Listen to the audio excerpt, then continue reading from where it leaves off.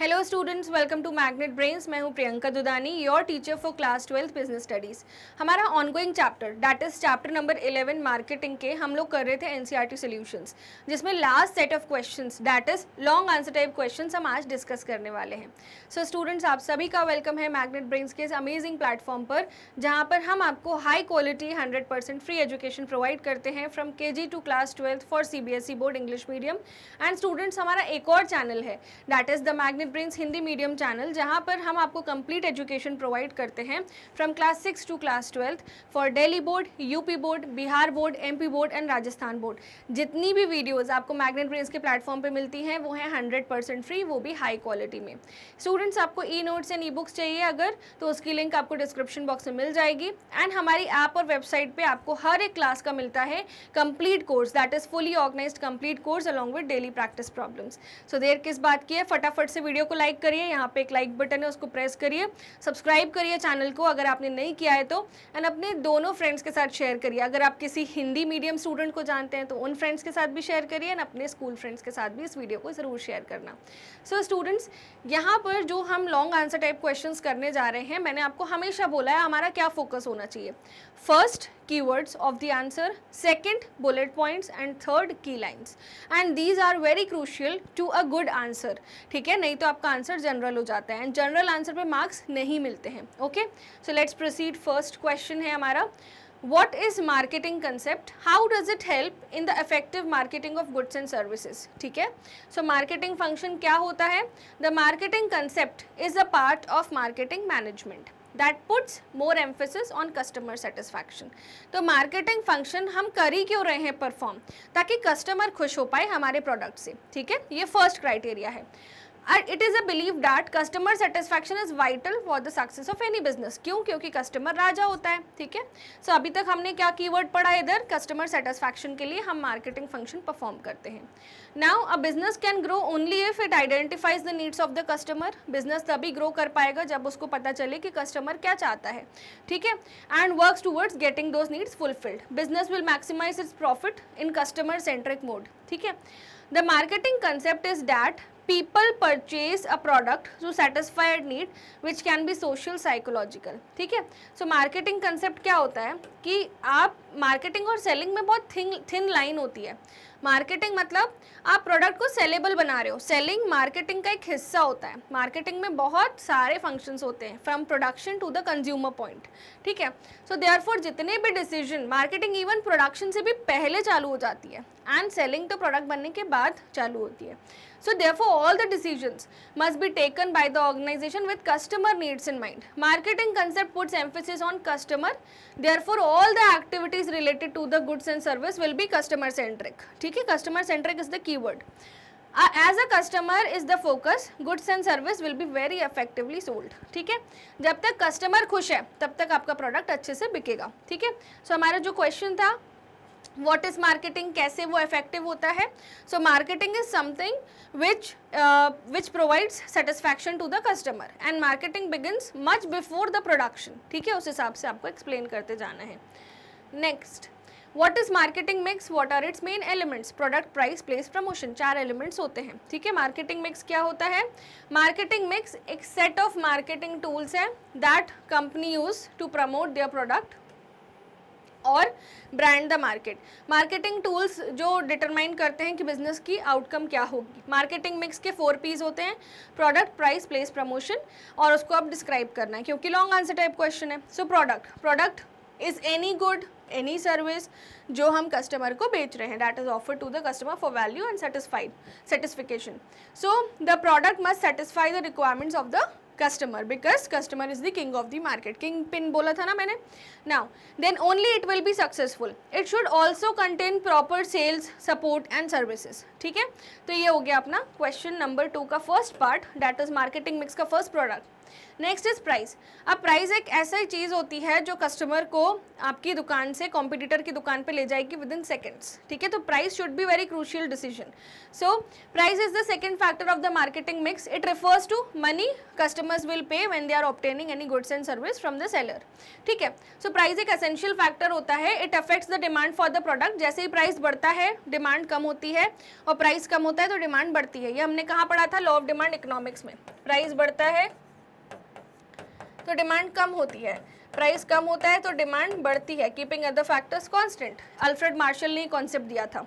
So business organisation should analyse various factors that will be suitable to determine the price of the product. Pricing should be determined by taking into consideration target customers, pricing policy, competitor क्या follow कर रहे हैं। Price अगर आप कोई product या service का fix कर रहे हो तो ये मेक श्योर कर लो कि कस्टमर के लिए वो प्राइस एडिक्वेट हो, ना ओवर प्राइस्ड हो ना ही अंडर प्राइस्ड हो, ठीक है। एडिक्वेट कस्टमर दे पाए वो, ठीक है। Nextly place. In addition to the product आपको फिजिकल डिस्ट्रीब्यूशन कैसे होगा प्रोडक्ट का वो भी डिसाइड करना है। Is it a one chain that is direct manufacturer to the customer?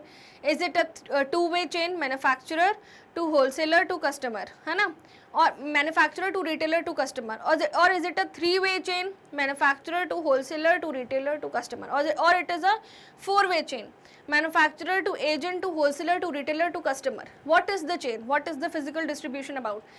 So in addition to the product and pricing, firm must also decide ki product place where it will be making the product available to the customer. Firm must find the appropriate distributors, है ना। Distributors का channel अपन को पता करना पड़ेगा, और also dealers. दूसरा decision ये है कि वेयर हाउस कहाँ होगा, इन्वेंट्री कहाँ स्टोर करोगे, ट्रांसपोर्टेशन कैसे होगा गुड्स का। This is all included in the place mix, ठीक है। Now the promotion. Product customer के पास पहुंचेगा कैसे, उसके लिए हमें प्रमोशन करना पड़ेगा, ठीक है। So promotion refers to those activities where consumers are made aware of the product availability utilizing various strategies such as sales, advertising, banners, online promotion. The medium of promotion should be carefully decided क्योंकि हमें maximum से maximum reach करनी है customers की, ठीक है। Now question number 3, how does branding help in creating a product differentiation? How does it help in marketing of goods and services? Explain. तो एक अगर नॉर्मल प्रोडक्ट होता है, लोकल प्रोडक्ट, ठीक है, वो अलग दिखता है, ठीक है, क्योंकि उस पर कोई लेबल पैकेजिंग वगैरह नहीं होती, ब्रांड टैग नहीं होता। बट एक ब्रांडेड प्रोडक्ट खुद में ही आइडेंटिफिएबल होता है, उसकी प्राइसिंग भी हाई होती है, ठीक है, एंड वो अलग स्पेसिफाई किया होता है कि ये पर्टिकुलर प्रोडक्ट क्या है, वो ब्रांडेड की तरह सेल आउट होता है। For example local quality rice जो लूज पैकिंग में बिक रही है, आप उस पर ट्रस्ट नहीं करते, एंड जो इंडिया गेट या फिर दावत का राइस होता है आप उसे परचेज करते हो because it is branded, okay. तो उसका प्राइस भी कंपैरेटिवली हायर होता है, okay. So how does branding help in creating the product differentiation? Let's see. So branding is a process of giving a totally unique name, symbol and logo for the product so that it is easy to identify, and by using branding firm differentiation लेके आता है। जैसे name अलग होता है, symbol अलग होता है, लोगो अलग होता है प्रोडक्ट में बाकी लोकल प्रोडक्ट से जो मार्केट में ऑलरेडी बिक रहे हैं। सो आप इजीली बता पाते हो ये ब्रांड का है एंड ये नॉन ब्रांडेड है, ठीक है।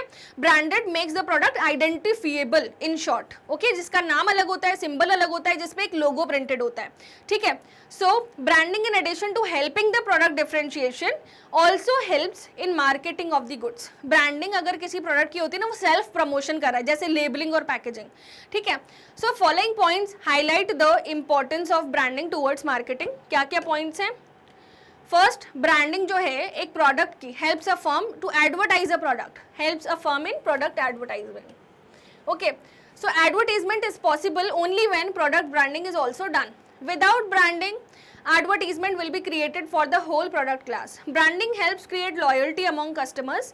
Firms can use this loyalty and charge prices which is different from their competitors. The consumer, due to loyalty associated with the brand, will be willing to pay a premium price for the products, okay.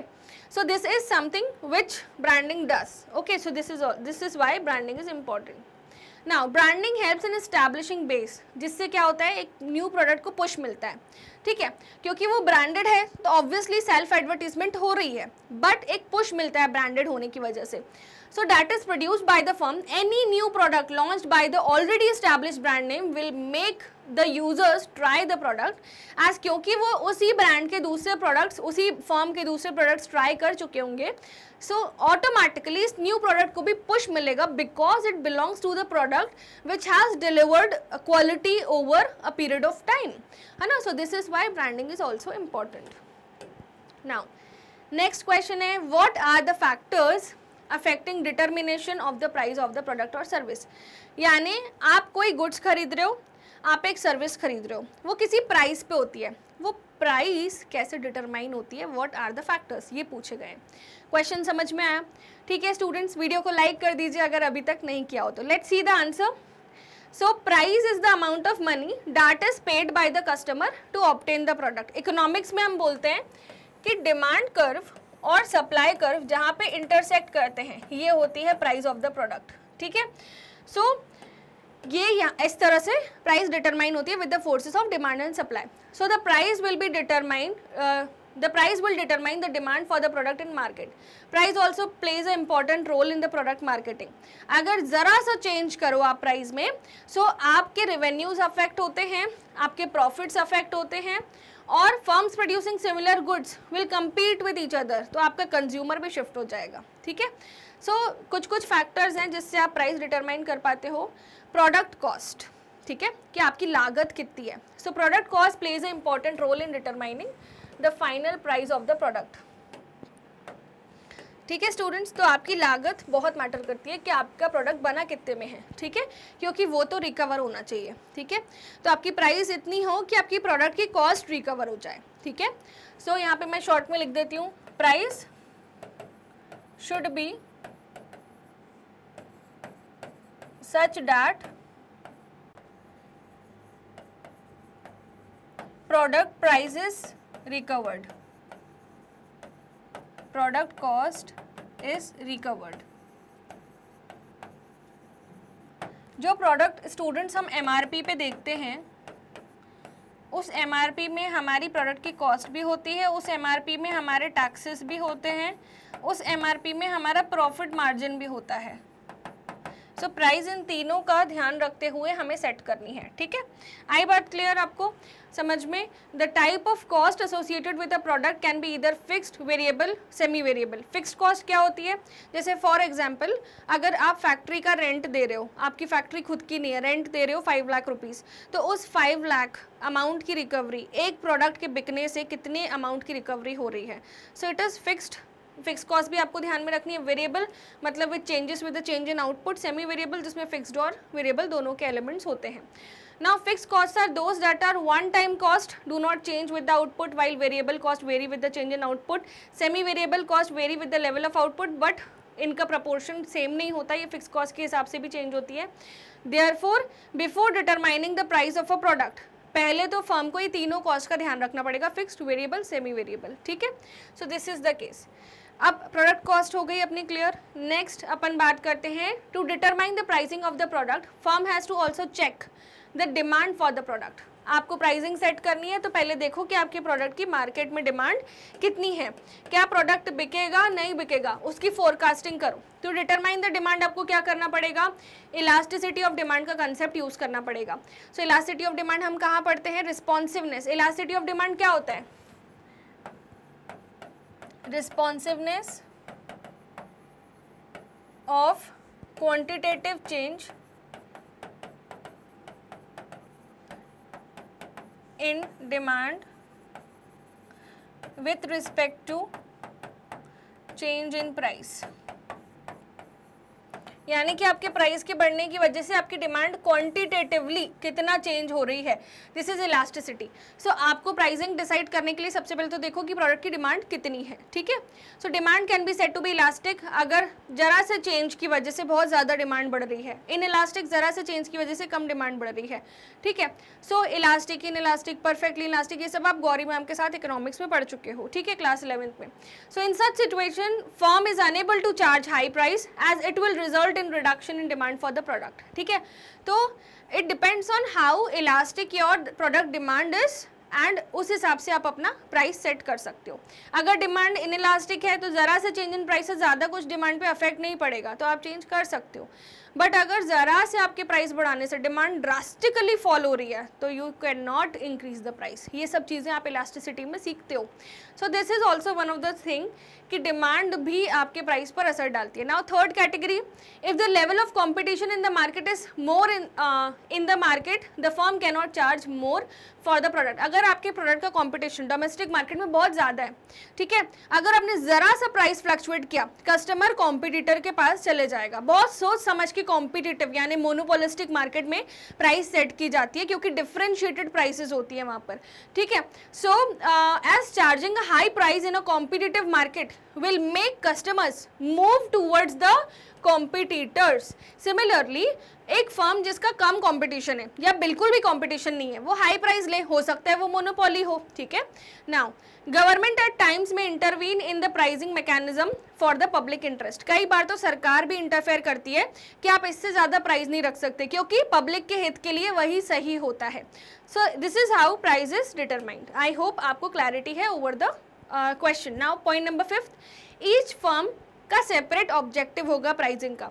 किसी के लिए price ज़रूरी होगी profit maximise करने के लिए, किसी के लिए प्राइसिंग होगी एक्सपेंशन करने के लिए, किसी के लिए प्राइसिंग होगी ऑर्गेनाइजेशन को और बड़ा बनाने के लिए, एक्सपेंशन या ग्रोथ के लिए, ठीक है। So firm aim to maximise profits, the firm may have a short और अ लॉन्ग टर्म एम, ठीक है। Maximising profit in such case pricing strategy will be accordingly, जिस हिसाब से उनका एम है।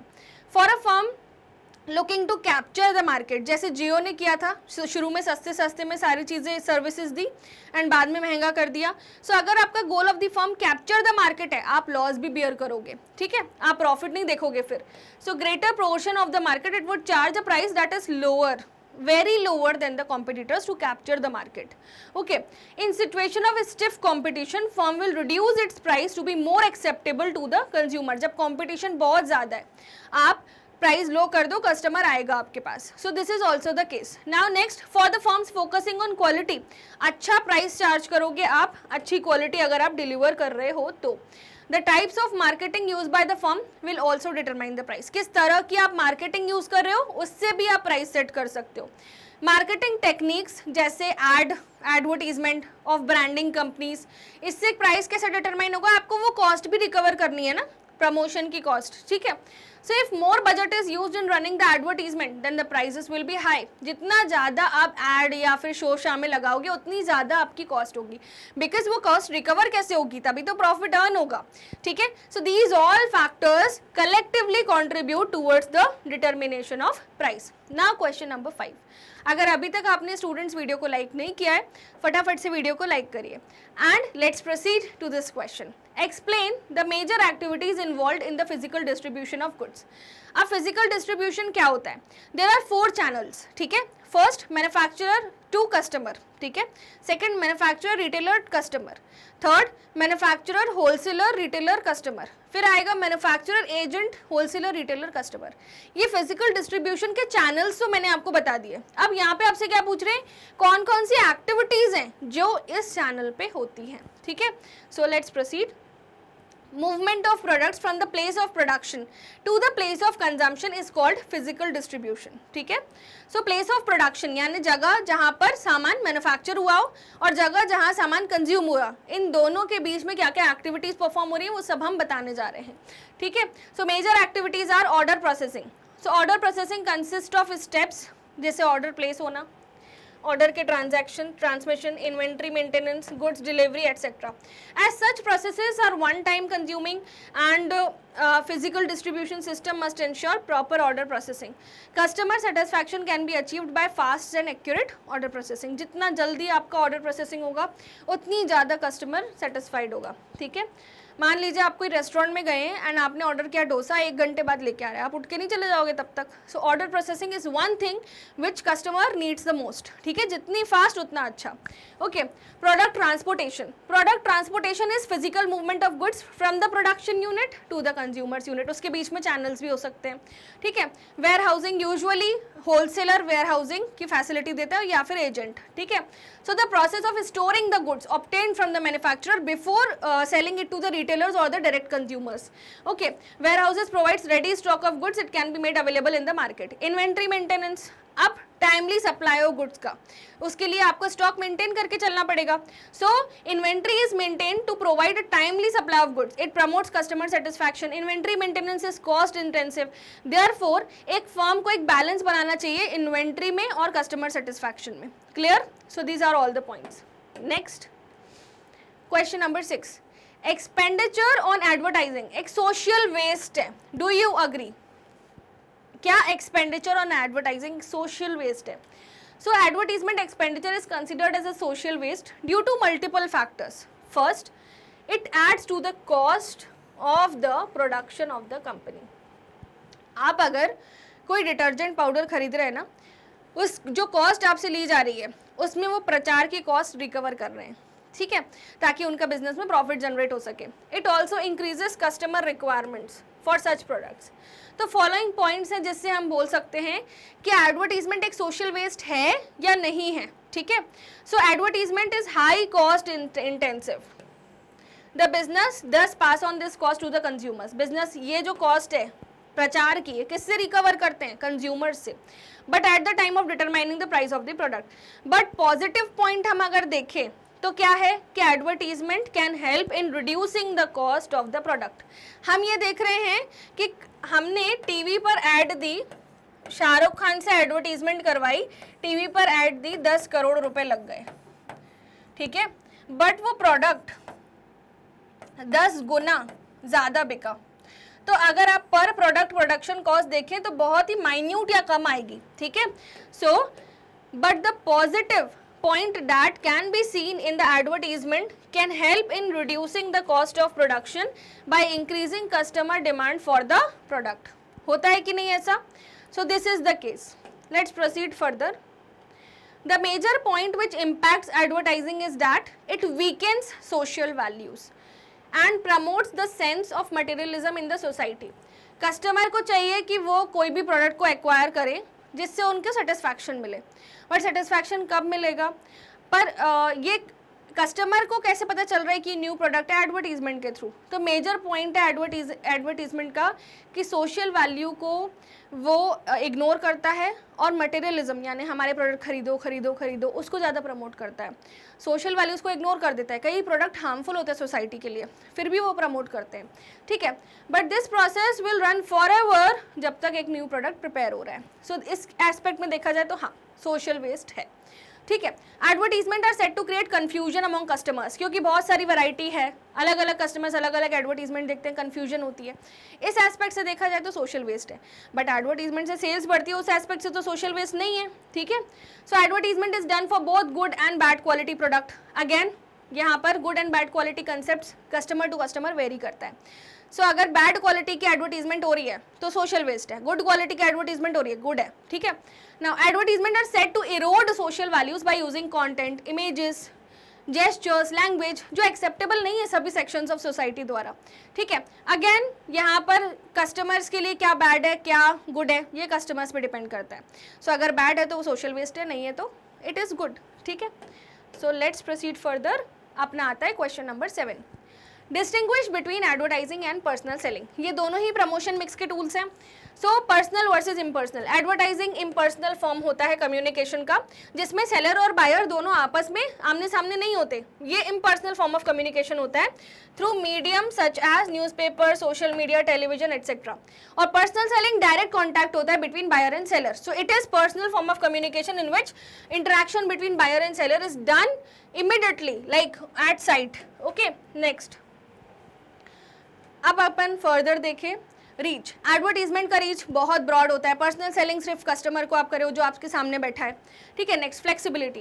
Advertising is created in standardized manner and is not suitable for adjusting to various customer requirements, ठीक है. और पर्सनल सेलिंग ज़्यादा फ्लेक्सिबल होती है, या कस्टमर के हिसाब से स्पेसिफिकेशंस के हिसाब से आप गुड्स उसको दिखाते हो, ठीक है, या सर्विस देते हो. So as compare to advertising as the message for selling can be altered for an individual customer as per their characteristics. Advertising में एक बार मैसेज चले गया तो बस आप उसको ऑल्टर नहीं कर सकते एज पर द कस्टमर।